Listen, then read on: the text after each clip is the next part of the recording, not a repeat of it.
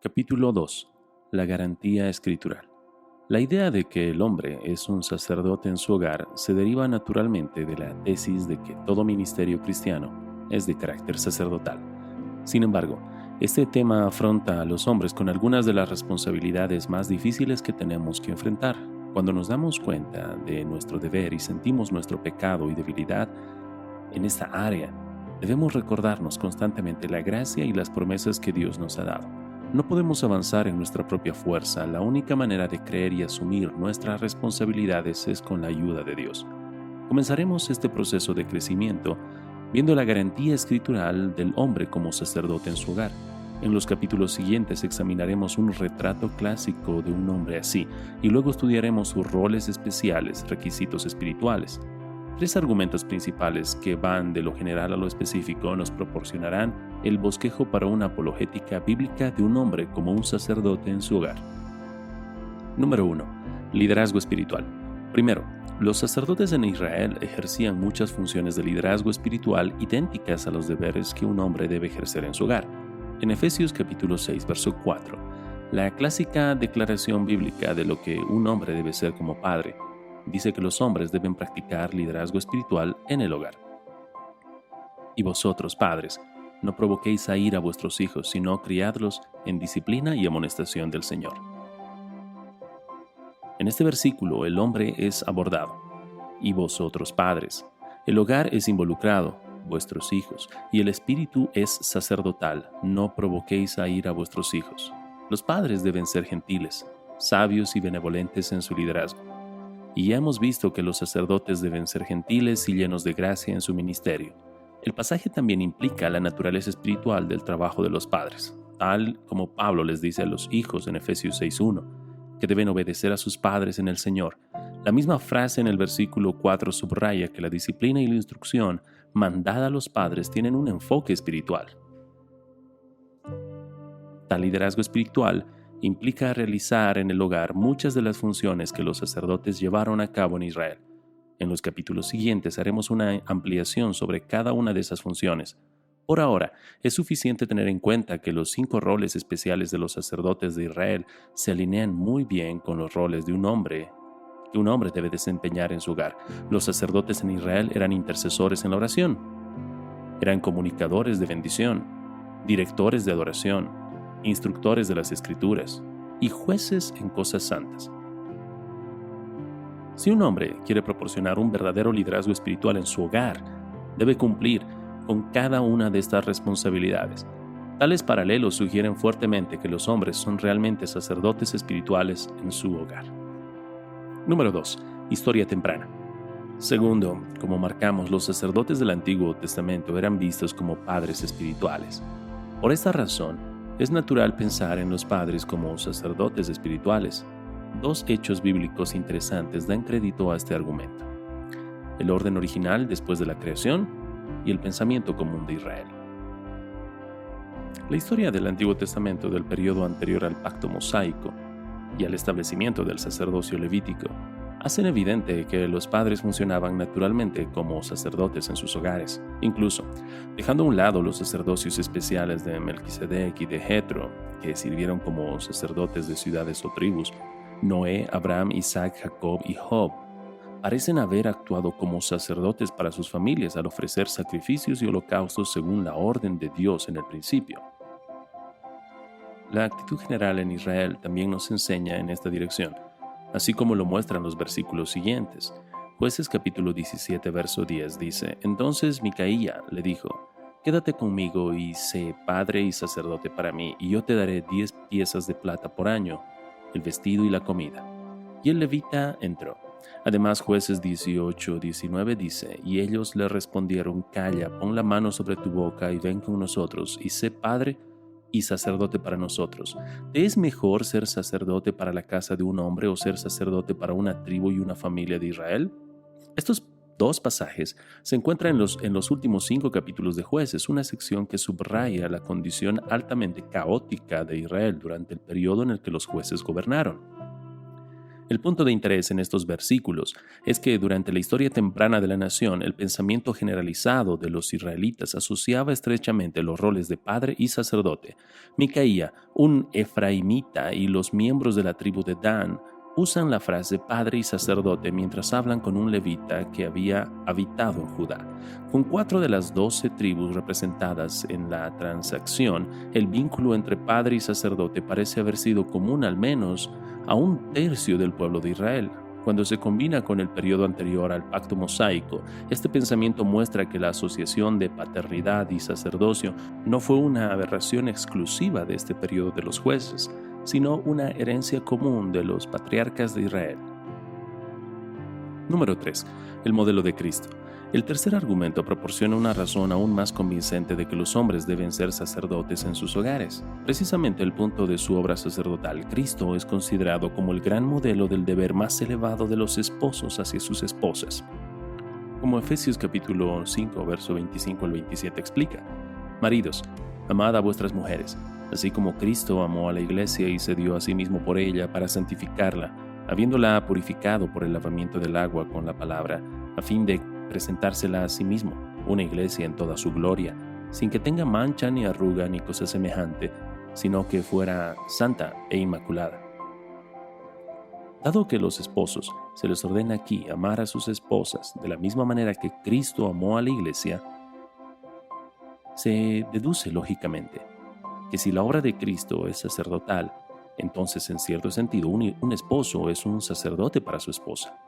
Incluso a un rápido vistazo de los versículos hace evidente la naturaleza sacerdotal de las acciones de Cristo, trazando una línea clara con el papel del esposo como sacerdote. 4 palabras específicas tienen conexiones claras con el sacerdocio. En el versículo 25, la frase verbal se dio a sí mismo habla de una acción sacerdotal. El uso contextual más cercano del verbo es Efesios 5:2, que dice: y andad en amor, así como también Cristo nos amó y se dio a sí mismo por nosotros, ofrenda y sacrificio a Dios como fragante aroma. Aquí la frase habla de Cristo como un sacerdote que se entrega en amor como una ofrenda a Dios. La palabra santificar, en Efesios capítulo 5, verso 26, también especifica una actividad sacerdotal. Varios pasajes en Hebreos usan este significado de santificar, incluyendo Hebreos capítulo 2, verso 11, capítulo 10, verso 10, verso 14, capítulo 13, verso 12. Con esta santificación, un sacerdote hace que las personas sean aptas para entrar en los santos recintos de adoración, donde reside la santa presencia de Dios. Este uso de santificar es distintivo en comparación con la mayoría de los otros usos en el Nuevo Testamento, donde la palabra se refiere al Espíritu Santo, quien hace del pueblo de Dios un pueblo más santo. La tercera frase, con connotaciones sacerdotales, habiéndola purificado, también se encuentra en Efesios 5, 26. Nuevamente el libro de Hebreos nos es útil. Hebreos 9, 13, 14 dice: porque si la sangre de los machos cabríos y de los toros y la ceniza de la becerra rociada sobre los que se han contaminado santifican para la purificación de la carne, cuanto más la sangre de Cristo, el cual por el Espíritu Eterno se ofreció a sí mismo sin mancha a Dios, purificará vuestra conciencia de obras muertas para servir al Dios vivo. Este es el único lugar en todo el Nuevo Testamento, aparte de Efesios 5:26, donde los versículos santificar y limpiar se usan juntos. Cristo como sumo sacerdote de los bienes futuros. Hebreos 9:11. Santifica y limpia a su pueblo con su sangre, haciéndolos aptos para la presencia de un Dios santo y eliminando sus contaminaciones en sentido de corrupción moral creada por sus pecados. Cuarto, la palabra lavamiento en Efesios 5:26 también está estrechamente asociada con la actividad de un sacerdote. Hebreos 9:13 y Hebreos capítulo 10, versos 21 al 22. Describe a sacerdotes que usaron agua mezclada con las cenizas de una becerra para limpiar la contaminación ceremonial, como lo mandaba el antiguo pacto en Números 19:9 y verso 17. Pablo señala esa actividad sacerdotal en Efesios 5:26, cuando habla del lavamiento del agua con la palabra. Este lenguaje sacerdotal deja en claro que Pablo realmente está pensando en Cristo como sacerdote cuando lo presenta en Efesios 5:25 al 27. Como un ejemplo de lo que debería ser un esposo, un hombre debe imitar el comportamiento sacerdotal de Cristo si anhela ser un sacerdote para su esposa y en su hogar. Dado que existe una sólida garantía bíblica para afirmar que un hombre debe actuar como sacerdote en su hogar, debemos examinarnos a nosotros mismos ante esta luz. Así como una lámpara ultravioleta puede revelar realidades que no pueden ser percibidas a simple vista, a menudo descubrimos nuevos aspectos de nuestra vida cristiana a la luz de las Escrituras. Como cabezas de nuestras casas, a menudo hemos considerado nuestro papel como esposos y padres y tal vez incluso como profetas y reyes. Pero, ¿nos hemos visto alguna vez como sacerdotes? Bajo el intenso resplandor de la palabra de Dios debemos prestar atención a nuestras vestimentas sacerdotales y comenzar a cumplir con los deberes que debe cumplir un sacerdote. Aplicación. Podemos extraer algunas lecciones a partir de estas consideraciones. Número 1. Amar a nuestras esposas. En primer lugar, aprendemos algunas cosas de lo que significa ser sacerdote de nuestra esposa. Debemos amarla mostrando una preocupación constante por su bienestar espiritual y su progreso. Y debemos buscar ese bienestar lavándola con el agua limpia y sacerdotal de la palabra. También deberíamos hablar con nuestra esposa sobre estos asuntos espirituales. No podemos enseñarles si no hablamos con ella. Sin embargo, estas dos cosas, amar y hablar, son precisamente las áreas donde muchos hombres fallan.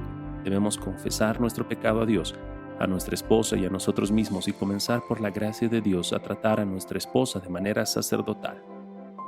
Aplicación número 2. Cuando un hombre falla como sacerdote, las esposas y los hijos también deben respetar la autoridad sacerdotal de un hombre y apoyarlo en sus roles sacerdotales, incluso cuando falla en ellos. Ana es un maravilloso ejemplo de esto en 1 Samuel capítulo 1. Elí estaba lejos de ser un sacerdote ideal. Ana debe haberlo sabido. A pesar de esa verdad, ella responde respetuosamente a la falsa acusación que Elí le hace de embriaguez con un simple «No, Señor mío», en 1 Samuel capítulo 1, verso 15. El ejemplo de Ana debería alentarnos a pedirle a nuestras esposas e hijos que nos apoyen y se sometan a nosotros a pesar de que nuestros mejores esfuerzos a menudo se quedan cortos. Cuando una esposa usa el pecado remanente de su esposo como una excusa para su falta de respeto, necesita que le recuerden que solo ha existido un hombre perfecto en esta vida y que ella no está casada con él. Los niños deben recordar que no importa cuánto quieran ser como su padre, él no es perfecto. Nuestra esposa e hijos pueden pensar que no tenemos derecho a cuestionarlos ni exhortarlos debido a nuestros fracasos y pecados. Es cierto que debemos confesar humildemente esos pecados, pero incluso un sacerdote imperfecto debe cumplir con sus deberes. ¿Vamos a cometer errores, tal como lo harán nuestra esposa e hijos? Dada nuestra naturaleza pecaminosa, la única forma de no cometer tales errores sería abandonar nuestro papel por completo, pero eso podría causar problemas aún mayores. Puede ser difícil respetar a un hombre pecaminoso, pero los que no lo respetan lo lamentarán al final. Aplicación número 3. Preparación para el sacerdocio. Incluso un hombre que aún no es esposo o padre debería ver su necesidad de cualidades sacerdotales si es que en un futuro anhela hacerlo de la forma correcta. Si deseamos llegar a ser el líder de un hogar, debemos poseer la capacidad de cumplir con todos los roles necesarios de un sacerdote. Debemos preocuparnos por la santidad de Dios y el pecado de las personas. Debemos tener el espíritu de un sacerdote, al menos en cierta medida. Un sacerdote existe por el bien de otros. Entonces, de manera peculiar, la abnegación es un requisito para el sacerdocio. Si un joven es tan autoindulgente que no puede controlar su dinero, tiempo, emociones y deseos ahora, probablemente eso es una buena señal de que aún no está calificado para servir como sacerdote en el hogar de su familia. Si es tan irresponsable que no puede liderar una vida productiva hoy, una futura esposa no lo verá como un hombre capaz de liderarla. Debemos prepararnos ahora para nuestras futuras responsabilidades.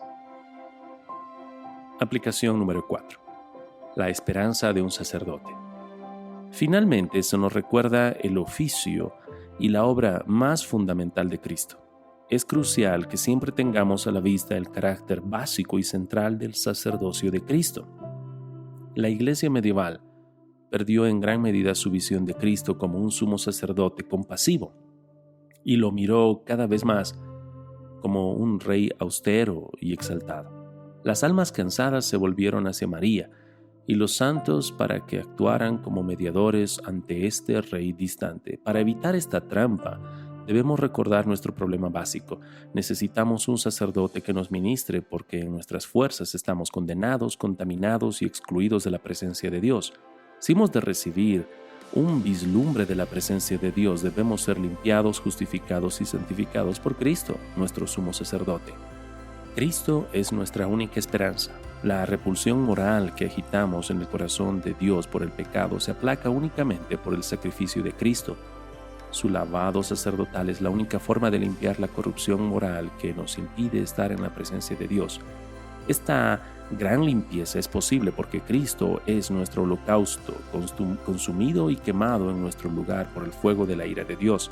De las cenizas de este supremo holocausto se hace la única agua que puede limpiarnos de nuestras impurezas. Todos los hombres en todas partes deberían creer en Cristo e ir a Él como su sacerdote. Solo el hombre que se da cuenta de su propia necesidad desesperada de un sacerdote y confía en Cristo para satisfacer esa necesidad, puede realmente servir como sacerdote en su hogar.